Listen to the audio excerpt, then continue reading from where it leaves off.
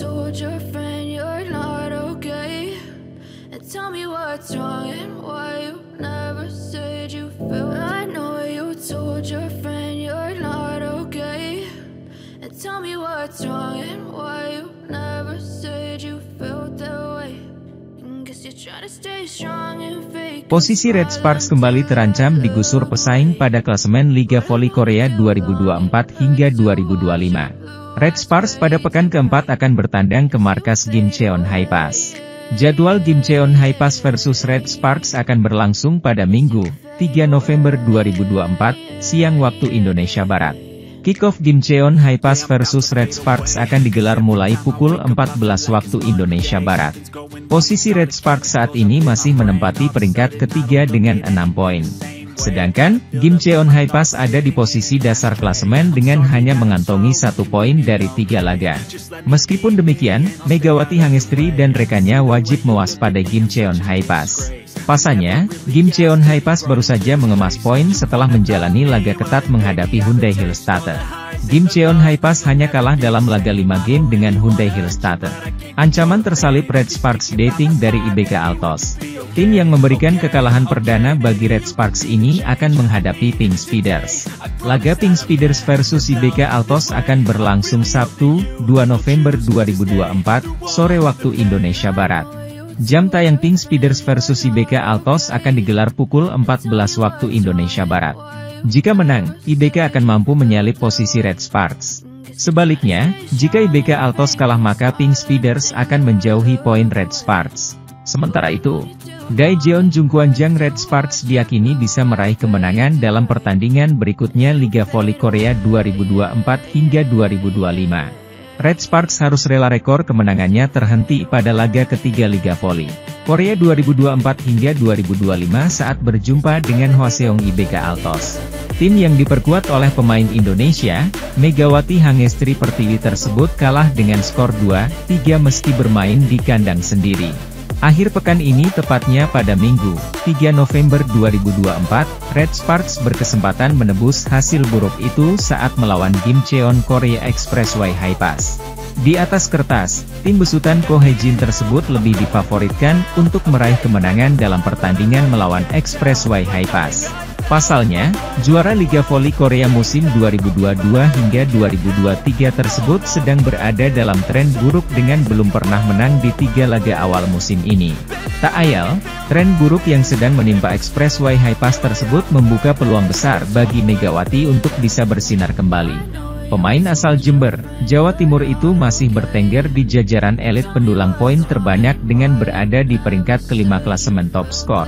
Hingga menuntaskan 3 pertandingan, Megawati mengoleksi total 60 poin atau beda 1 poin saja dari rekan setimnya Vanja Bukilik di ranking keempat. Situasi tersebut berbeda 180 derajat dengan apa yang sedang menimpa andalan Expressway Haepas yaitu Kang Sofi. Outside hitter timnas Korea Selatan tersebut bahkan belum mampu menembus posisi 10 besar klasemen top skor atau pendulang poin terbanyak.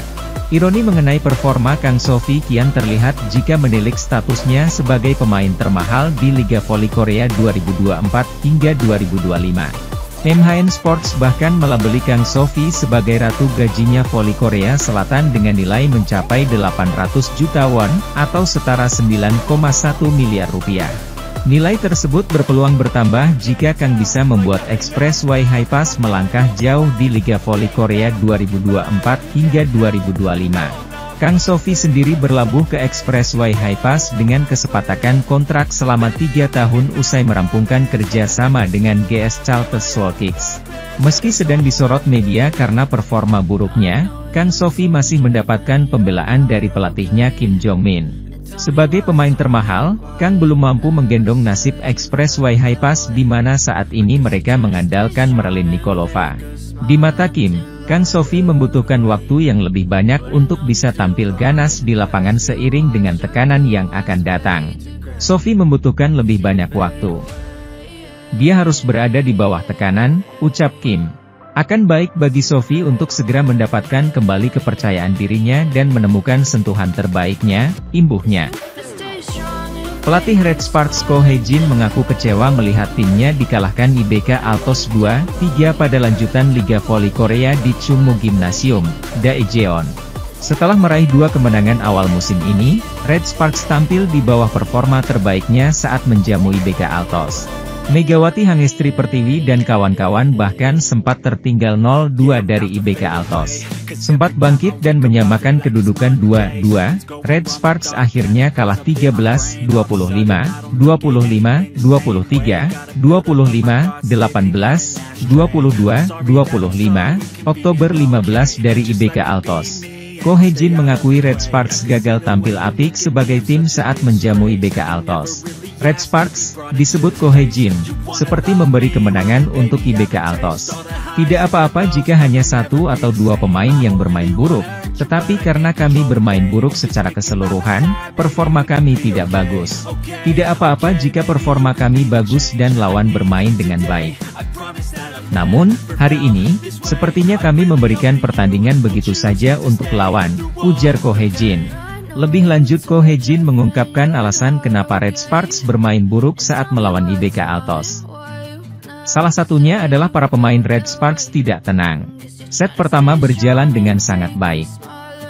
Namun ada yang namanya flow, permainan, dan begitu flow mulai salah, kesalahan akan terjadi. Kesalahan yang tidak akan kami lakukan sebelumnya.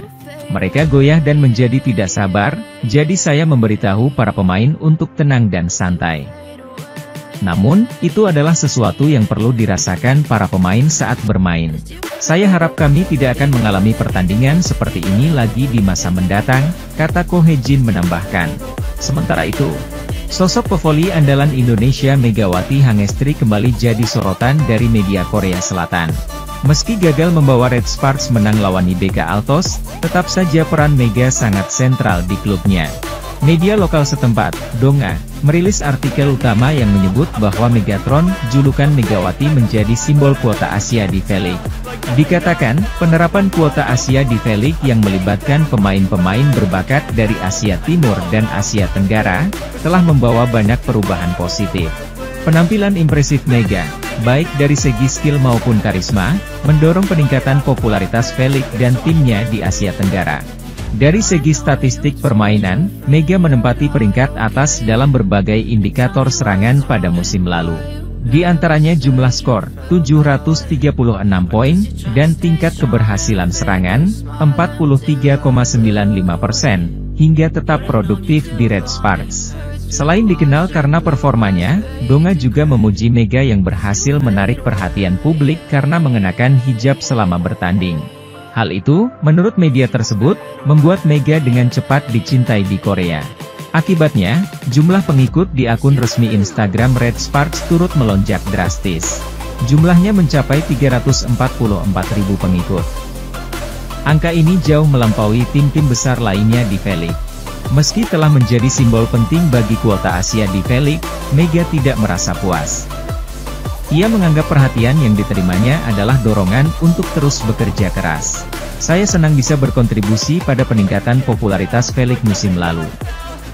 Dengan diperluasnya kuota Asia, saya akan berusaha lebih keras musim ini, ujarnya. Meskipun terkadang mengalami penurunan performa, saya akan mengatasinya seperti musim lalu dan tampil lebih baik, sambung Megawati. Usai laga Red Sparks versus IBK Altos, Rabu 30 Oktober 2024, Megawati Hangestri berhasil mencetak 18 poin. Tambahan poin itu membuat Mega kini menempati urutan 3 update daftar top skor Liga Voli Korea terbaru. Victoria dan Chak, IBK Altos, semakin sulit dikejar di urutan teratas. Vanja Bukilik di urutan kedua dengan 61 poin, Tutku Burcu Yusgen dari Pink Speeders dengan 57 poin dan di urutan kelima ada Park Jeng Ah dari iPeppers dengan 54 poin.